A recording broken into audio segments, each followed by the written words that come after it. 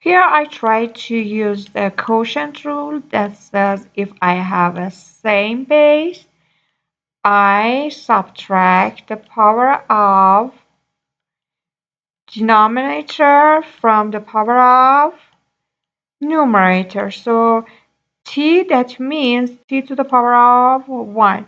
Here I have a division sign, that means I can write it as a fraction like this. So t and t, same base. I write my base. So I say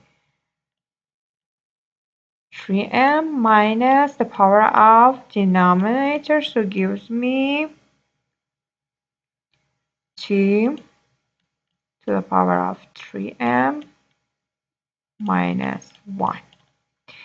Here I use the power of a power, so it would be 5 to the power of 6. And again, apply this 3 to inside the parentheses and use the power of power, so t to the power of 12.